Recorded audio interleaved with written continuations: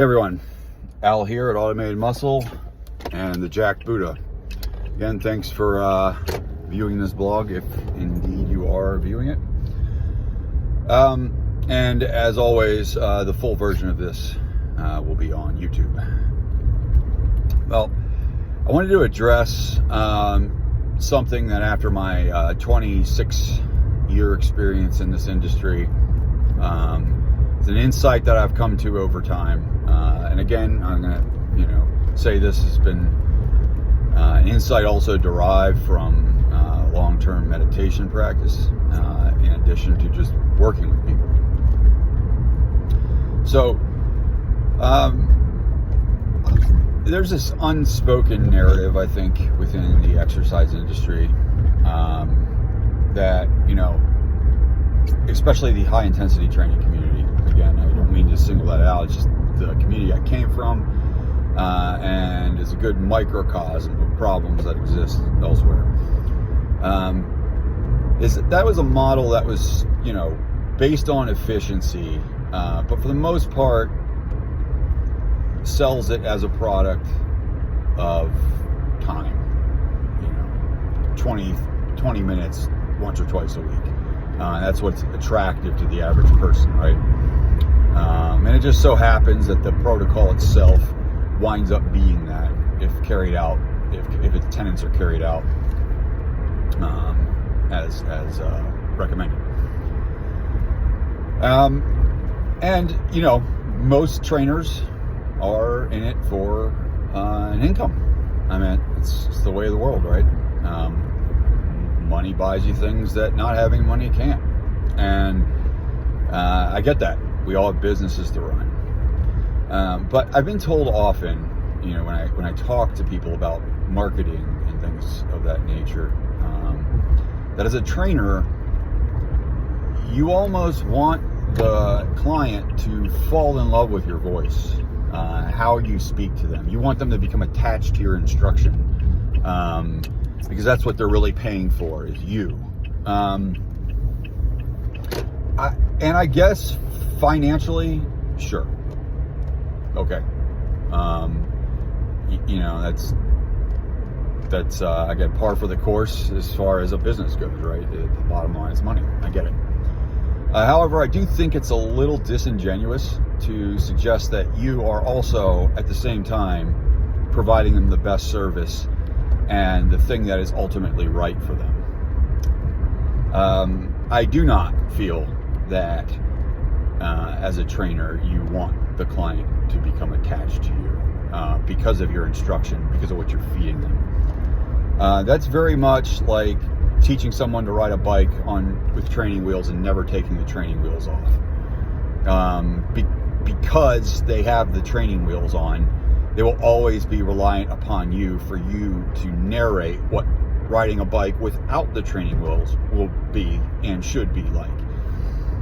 The problem is you never take the training wheels off, and they never get firsthand experience at that, and therefore they never really learn to ride a bike. Training clients is no different, in my opinion. You are there to teach them a certain set of behaviors. Those behaviors fixate a certain psychological state and attitude. You are trying to make that person more self-reliant. You are trying to make that person not need motivation to do what you're asking them to do. You are trying to train them to be a good trainee, to be skilled at their training. That, in the long run, will offer them way more than any, 5-10 pounds of fat loss or, 5 pounds of muscle. And those are goals that are proxies, that are just a way to direct your efforts. It's exercise. You do it consistently and progressively, you will get some physical adaptation. So it goes without saying that done properly, exercise will give you the results you want. It's a side effect. You don't need to focus on it. All right? You don't need to make it the center of why you're doing what you're doing.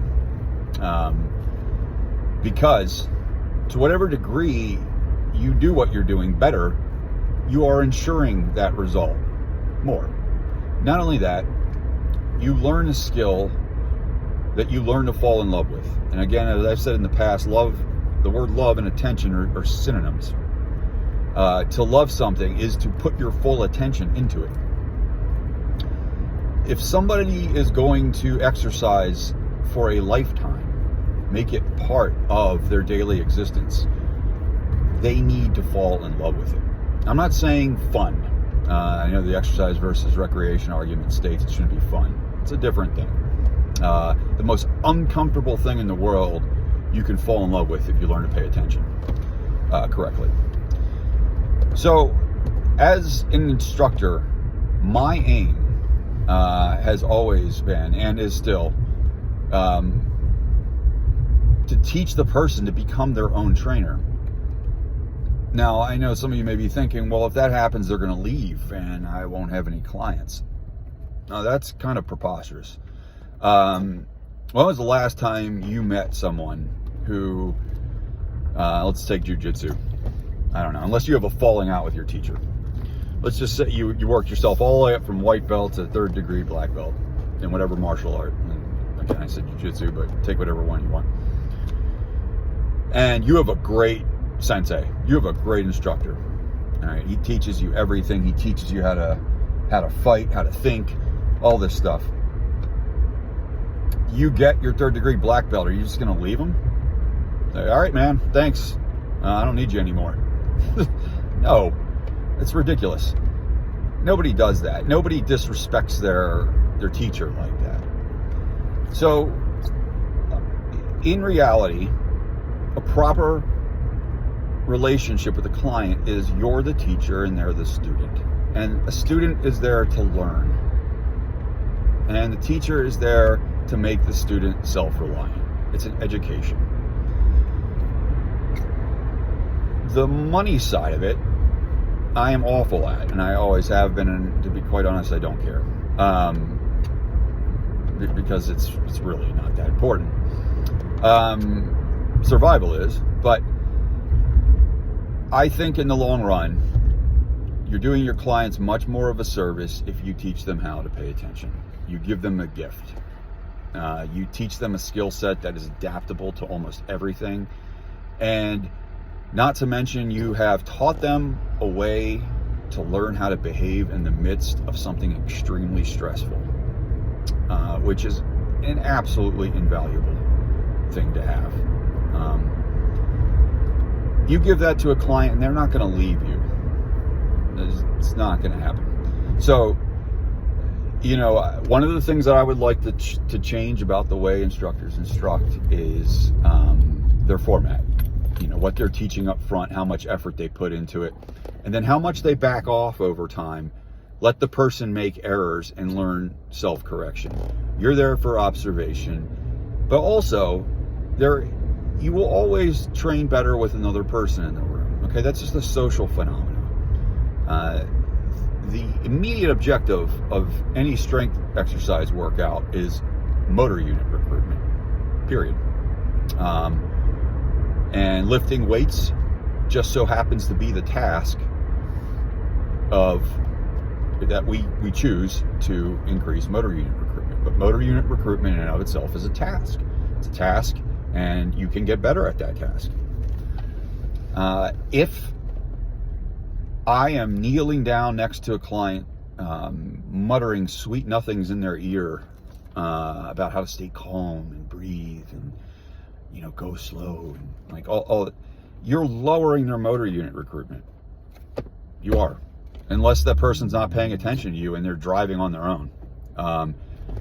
You don't want to be excitable, but you don't want the person to relax and take a nap while they're going to failure. I mean, I read, I think a couple of years ago, and I don't mean to cut this down, and so I won't mention the name of the book, but I was impressed that this book tries to combine mindfulness and strength training. But as I read through it, it's like very spiritual, and which is nothing wrong with that. But the language is trying to get the person into like this like calm state of mind, so that they can. And then the example is this guy doing a leg press for like 10 minutes. if you are able to do a leg press for 10 minutes, you're not strength training. I don't know what you're doing. It's a nice parlor trick, but it really nets no benefit other than the fact that you trained yourself to do something uncomfortable for 10 minutes. And I'm sure there's some value in that, but if you're trying to increase the muscular strength of the body, that's not the best way to go about it. Strength exercise on a continuum of activities is not a relaxed activity. It's one that requires your entire nervous energy being directed in the correct direction. And there's very little room for error because of how intense it just turns out to be. So I think I'll leave it at that now. I think I went off on a little bit of a ramble there at the end, but the to kind of sum it up, I think exercise instructors need to reconsider what they consider to be the most valuable thing they're giving a client. And although I hate to say this because, in the HIIT world, the psychological side of things is really not given much air. And in some ways it's demeaned. Like if you have to do something to psychologically accommodate a client, that's less than ideal. And again, given the recent literature, regarding the psychobiological model of exercise, that's ridiculous.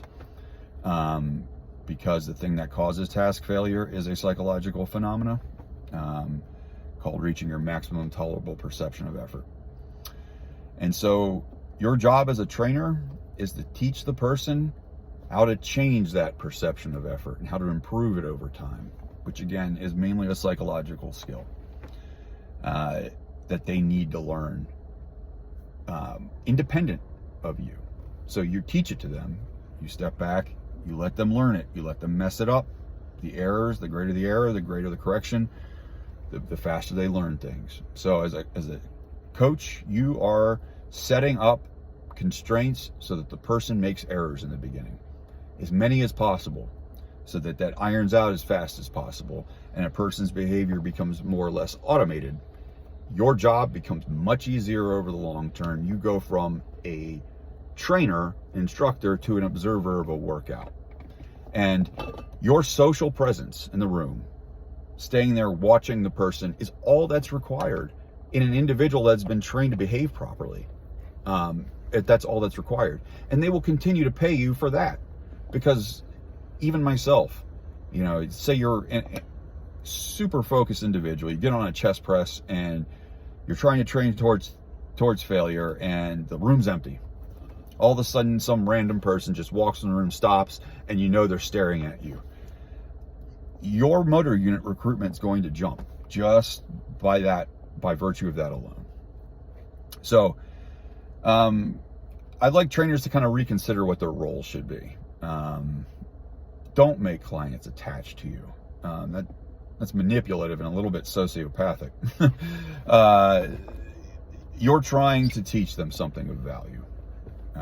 So I hope that gives some people something to mull over.